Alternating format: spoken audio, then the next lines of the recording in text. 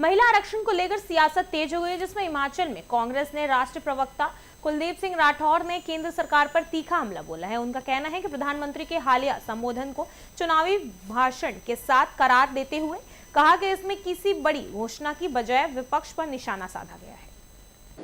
नहीं, देखिए, ये पूरा मामला उलझाने का प्रयास हो रहा है, ऐसी कोई बात नहीं है। 2023 को जब विधेयक लाया गया तो उस समय सर्वसम्मति से इसे पास किया गया और राष्ट्रपति ने भी इसे मंजूरी दे दी और ये कानून बन चुका है। लेकिन हैरानी की बात है कि उस समय ये कहा गया कि 2026 में जो जनगणना होगी उसके साथ परिसीमन को जो है जोड़ा जाएगा और अभी विशेष सत्र बुलाने की बात हुई, हालांकि इसकी कोई ज़रूरत थी नहीं और 16 अप्रैल 2026 को इसे नोटिफाई किया। कुल मिलाकर ये सिर्फ छोटी राजनीति करने का प्रयास है और इस बिल को लाने का जो मकसद है वो देश में एक भ्रामक प्रचार करना है। भारतीय जनता पार्टी बिल्कुल समझती थी कि 2/3 बहुमत हमारे पास नहीं है जिसे हम पारित नहीं करवा पाएंगे। उसके बावजूद भी ये बिल आया तो ये गिरा और अब एक प्रभाव दिया जा रहा है कि महिला आरक्षण के खिलाफ है, जबकि ऐसी तो कोई बात है नहीं। हम तो कहते हैं कि मौजूदा जो हमारी 543 सीटें हैं, आप उसमें जो है 33% जो आरक्षण है, जो कानून बन चुका, आप दीजिए, उस आधार पे आप चुनाव करवाइए। और हैरानी तो हमें इस बात की है कि शनिवार को 18 तारीख को 8:30 बजे प्रधानमंत्री जी जब राष्ट्र को संबोधित करते हैं तो उनका पूरा का पूरा जो भाषण है वो प्रतिपक्ष और विपक्ष और कांग्रेस के खिलाफ बोलते रहे। और हालांकि जब भी देश के प्रमुख कोई विशेष संबोधन करते हैं तो कोई बड़ी बात, कोई राष्ट्र के लिए उसके बारे में चर्चा होती है।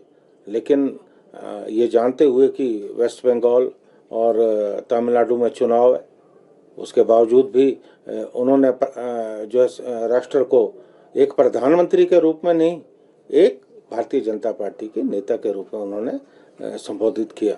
उस पर भी हमें आपत्ति है। चुनाव आयोग को संज्ञान लेना चाहिए, लेकिन हमें मालूम है कि चुनाव आयोग इस वक्त भारतीय जनता पार्टी सरकार की कठपुतली के तौर पे जो है काम कर रहा है।